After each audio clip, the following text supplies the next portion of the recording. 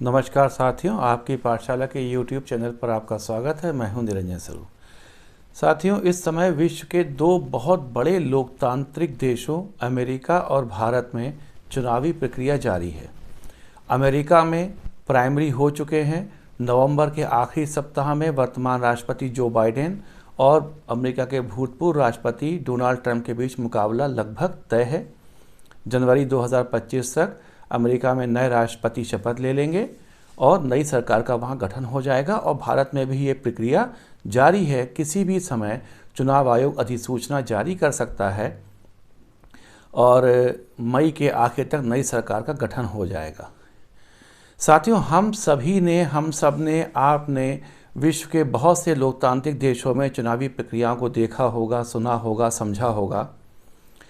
चुनावों में क्या होता है, जिन लोकतांत्रिक देशों में भी चुनाव होते हैं वहाँ पे सत्ता पक्ष दल जो होता है वो अपनी नीतियों को जनता के सामने रखता है, अपने द्वारा किए गए कार्यकलापों को जनता के सामने रखता है, और जो एक जिम्मेदार विपक्ष होता है उसकी ये एक ड्यूटी होती है कि वो जनता के सामने जो भी सत्ता पक्ष के द्वारा कार्य किए गए हैं उनकी आलोचना करे, एक सकारात्मक आलोचना करे। अंतर्राष्ट्रीय मुद्दों पर, राष्ट्रीय मुद्दों पर, आर्थिक मुद्दों पर और अन्य जितने भी प्रकार के मुद्दे राष्ट्र के विकास से संबंधित, जनता के विकास से संबंधित या उनकी रोज़मर्रा की ज़िंदगी से संबंधित हो सकते हैं। और मेरा ये मानना है कि इसी से लोकतंत्र मजबूत होता है, लोकतंत्र की जड़ें और गहरी होती हैं। परंतु हमने अगर पिछले 10 सालों में देखा हो तो इसके बरक्स भारत में जो कुछ हो रहा है वो इसका उल्टा हो रहा है। वर्तमान की सबसे बड़ी विपक्षी पार्टी कांग्रेस पार्टी, जिसने एक समय तक भारत में बहुत लंबे समय तक राज किया, उस पार्टी के एक नेता जो अध्यक्ष पद पे आसीन तो नहीं हैं, लेकिन बिना अध्यक्ष पद पे आसीन हुए अध्यक्ष पद की सारी जिम्मेदारियां निभा रहे हैं, उनको कह सकते हैं वो डी फैक्टो अध्यक्ष हैं कांग्रेस पार्टी के, वो है श्रीमान राहुल गांधी जी। उनके द्वारा को अगर हम देखते हैं तो वो जिस प्रकार के मुद्दे उछालते हैं, जिस प्रकार की वो बातें करते हैं, तो उससे वो स्वयं की ही अपनी पप्पू की छवि या यूं कहें एक राजनीतिक जोकर की छवि जिससे वो स्वयं मुक्ति पाना चाहते हैं और जिसके के ही कारण भारत जोड़ो यात्रा और वर्तमान में भारत जोड़ो न्याय यात्रा उन्हें शुरू करी है, उसको वो और पुख्ता करते हैं, अपनी उस छवि को मजबूत करते हैं कि बजाय इसके कि वो अपनी पप्पू की छवि को ख़त्म करते, वो दिन ब दिन पुख्ता होती जा रही है। राहुल गांधी जी में इतनी भी बुद्धि नहीं है, मुद्दों की समझ नहीं है, उनको उठाने का ढंग नहीं है, जनता के सामने उनको तथ्यों के साथ रखने का ढंग नहीं है, या यूँ कहें कि तमीज़ इतनी भी नहीं दिखाई देती है जितनी तमीज़ कि किसी भी भारत में किसी भी संगठन के नेता के अंदर होती है, या विश्वविद्यालय या महाविद्यालय में शिक्षक राजनीति होती है तो शिक्षकों के नेता के बीच होती है, या अगर हम थोड़ा और देखें तो यहाँ तक कि जो विद्यार्थियों की राजनीति होती है उनके किसी नेता के बीच भी जितनी समझ है इतनी समझ भी उनके अंदर हमें दिखाई नहीं पड़ती, उसका एक अंश मात्र भी दिखाई नहीं पड़ता है। कांग्रेस के इन राजकुमार जी को किस मंच पर कौन सा मुद्दा कैसे रखना है, कहाँ रखना है, किन तथ्यों के साथ रखना है, उसकी ज़रा भी समझ नहीं है। और पुनः मैं कहूँगा ये इन सब मुद्दों, इन सब बातों से अगर हम देखें तो किस मुद्दे को कैसे कहाँ रखना है, किन तथ्यों के साथ रखना है, पुनः ये बुद्धि, ये समझ, ये बुद्धिमत्ता भारत के अंदर एक छात्र नेता को भी होती है जो राहुल गांधी जी में नहीं है। इसका जीता जागता उदाहरण अभी हमें बनारस में राजकुमार जी की तथाकथित भारत जोड़ो न्याय यात्रा के दौरान देखने को मिला, हमें उसके एक दर्शन हुए।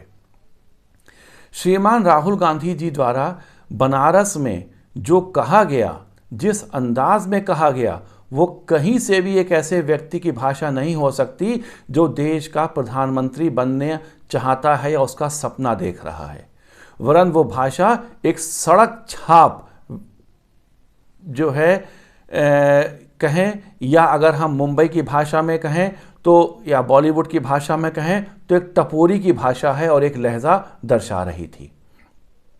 इसमें मेरा ये मानना है कि गलती राहुल गांधी की बिल्कुल नहीं है, वरन ये उनके भीतर एक सामंती मानसिकता, राजसी मानसिकता, खुद को एक अभिजात वर्ग का समझने की और उससे होने वाली मानसिकता का द्योतक है, जिसमें उनके अंदर इनकी भावना ने, जिसमें उनके अंदर एक सेंस ऑफ एंटाइटलमेंट का भाव जो है एक पैदा कर दिया है।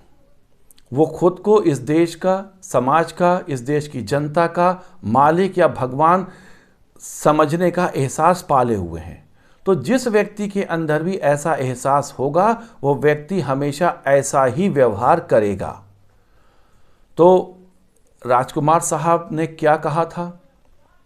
राजकुमार राहुल गांधी जी ने अपनी श्रीमुख से जो उद्गार व्यक्त किए वो 22 जनवरी 2024 के दिन, जिस दिन प्रभु श्री राम के विग्रह की प्राण प्रतिष्ठा अयोध्या में हुई, ये उद्गार उस समय को लेकर व्यक्त किए गए थे। उस समय जो वहां पे लोग उपस्थित थे उनको लेकर किए गए थे। और वो उद्गार क्या थे? आपने देखा, अमिताभ बच्चन आया था, अमिताभ बच्चन था, ऐश्वर्या राय बच्चन थी, क्या डांस मारा अमिताभ बच्चन ने, प्रियंका चोपड़ा नाची थी, और कैटरीना कैफ को लेके। जबकि साथियों सच्चाई ये है कि ऐश्वर्या राय बच्चन अयोध्या के उस प्राण प्रतिष्ठा के समारोह में गई ही नहीं थी, और किसी भी फिल्म कलाकार ने, जितनी भी फिल्म जगत की हस्तियां मौजूद थी, वहां पे ना कोई नाच किया ना गाना किया। ये उपलक्ष्य ही नहीं था नाच गाने का। ये भाषा राहुल गांधी जी के भीतर राम मंदिर को लेकर उनके मन में भरी नफरत और कुंठा को दर्शाती है। किसी भी पेशे के व्यक्ति के लिए इस प्रकार के शब्दों का प्रयोग केवल एक अहंकारी, खुद को एक अभिजात वर्ग का समझने वाला व्यक्ति ही कर सकता है। राहुल गांधी ने जो ये भाषा प्रयोग करी है उस परिवार के लिए, बल्कि यूं कहें कि उस परिवार की बहू के लिए इस्तेमाल करी है, जिस परिवार ने उनकी मां, जी हां, सोनिया गांधी जी का कन्यादान किया था। बात साथियों 1968 की है। उस समय सोनिया गांधी जी का नाम था सोनिया माइनो, या शायद सोनिया एंटोनियो माइनो था। जनवरी 1968 में इटली से वो भारत आ गई थी राजीव गांधी जी से शादी करने के लिए। इंदिरा जी ने राहुल गांधी की जो दादी हैं, उन्होंने 1 माह के लिए सोनिया माइनो जी को हरिवंश राय बच्चन जी और उनकी पत्नी तेजी बच्चन जी के घर में रहने को कहा था, जब तक राजीव गांधी से उनकी शादी नहीं हो जाती। क्योंकि भारत में हमारे यहाँ ये परंपरा है, जब तक शादी नहीं हो जाती तो कोई भी लड़का और लड़की एक मकान में एक छत के नीचे नहीं रह सकते। और दूसरी बात, इंदिरा जी के दिमाग में शायद ये बात भी होगी कि ये 1 महीने हरिवंश राय बच्चन और तेजी बच्चन जी के साथ रह लेंगी तो भारतीय संस्कृति, सभ्यता, परंपरा ये थोड़ा सीख लेंगी। कितने आत्मीयता के और पारिवारिक रिश्ते थे उस बच्चन परिवार से जहां पे उन्होंने सोनिया जी को रखा था। साथियों, और यही नहीं, हरिवंश राय बच्चन जी और उनकी पत्नी तेजी बच्चन जी ने, यानी कि अमिताभ बच्चन जी के माता पिता ने और ऐश्वर्या राय बच्चन के ससुर के माता पिता ने सोनिया जी का कन्यादान भी किया था। इस प्रकार से अगर हम देखते हैं तो अमिताभ बच्चन जी सोनिया गांधी जी के भाई होते हैं और राहुल गांधी जी के मामा हुए, और उन्हीं अमिताभ बच्चन जी की बहू के लिए ये एक दुष्प्रचार कर रहे हैं, इस प्रकार के शब्द कह रहे हैं कि ऐश्वर्या राय बच्चन आई थी। शब्दों पर जरा गौर कीजिएगा, आई थी। ये भी नहीं कह सकते थे ऐश्वर्या राय बच्चन वहाँ उपस्थित थीं। ये हैं इनके भाषा। राहुल गांधी जी ने एक जिस प्रकार की सड़क छाप वाली भाषा का इस्तेमाल उस परिवार के लिए किया है, जिसकी मां का कन्यादान उस परिवार ने किया, यानी कि सोनिया गांधी जी को ऐश्वर्या राय बच्चन जी के ससुर के पिताजी अर्थात हरवंश राय बच्चन जी और तेजी बच्चन जी के ने उनको अपनी बेटी माना।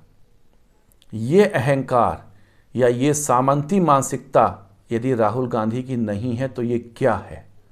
राहुल गांधी का ये व्यवहार, झूठ बोलना, किसी भी महिला के लिए कुछ भी मन घड़न कह देना और चल के निकल जाना, और पलट कर अगर चलिए आपने कुछ ऐसे वैसे शब्द कह दिए तो गलती का एहसास ना होना, और गलती का एहसास होने पर भी उसके लिए ना तो खेद व्यक्त करना ना माफ़ी मांगना, ये इनके भीतर छुपे निहायत ही घमंडी व्यक्तित्व के हमको दर्शन कराता है।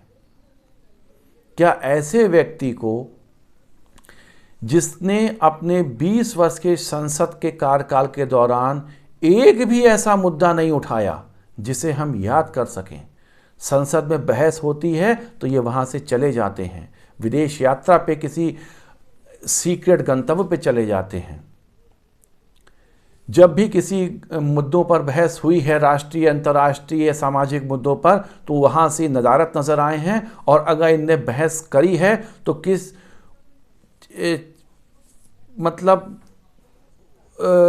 उसको हम कहें कि एक छिछोरेपन की हरकतें कर करके इनने इस बहस में भाग लिया है। कभी ये संसद में बैठ के अपने साथियों को आंख मारते हैं, कभी संसद के नेता से जाके चिपट जाते हैं। ये इनका संसद में हम लोगों ने देखा है।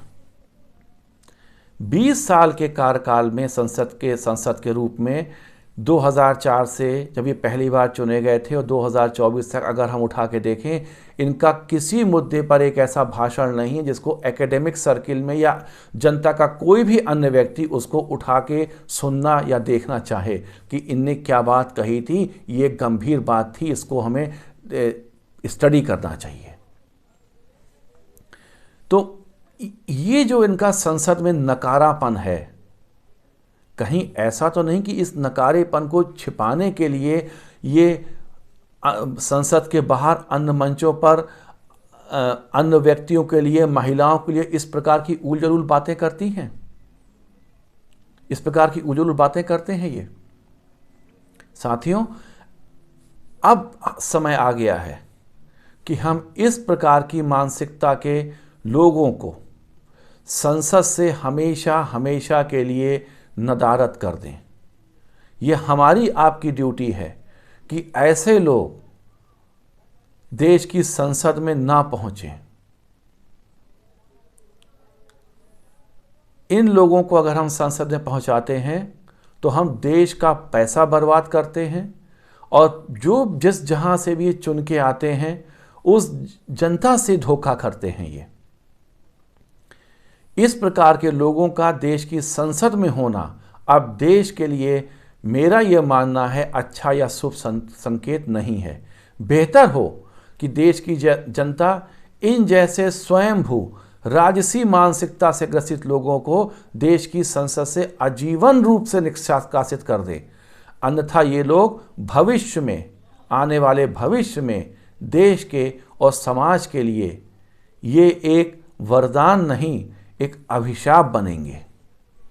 ये संसद के बाहर या संसद के भीतर कुछ ऐसी बातें करेंगे जिसको हो सकता है हमारी जो आने वाली पीढ़ियां हैं, जो छोटे बच्चे हैं जो इनको देख रहे हैं, कहीं वो इनका अनुसरण ना करने लगें कि उनका सांसद ही उनकी ऐसी हरकतें कर रहा है।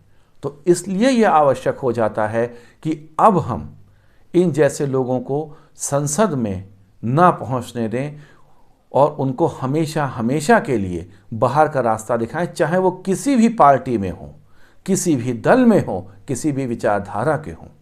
संसद में केवल वो व्यक्ति पहुंचे जो देश के मुद्दों को उठाए, समाज के मुद्दों को उठाए, देश की समस्याओं पे बात करे, राष्ट्रीय अंतर्राष्ट्रीय महत्व की बातों पर बात करे।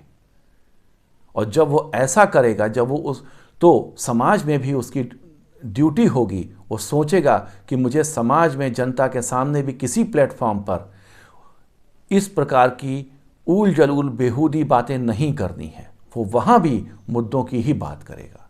साथियों, आज के अंक में इतना ही। अगले अंक में मैं फिर आपके समक्ष किसी अहम मुद्दे को लेकर एक तथ्यपरक विश्लेषण के साथ प्रस्तुत होऊंगा। तब तक के लिए नमस्कार। आपसे अनुरोध है कि आप इस चैनल को देखिए, लाइक कीजिए, शेयर कीजिए और सब्सक्राइब ज़रूर कीजिए। नमस्कार साथियों।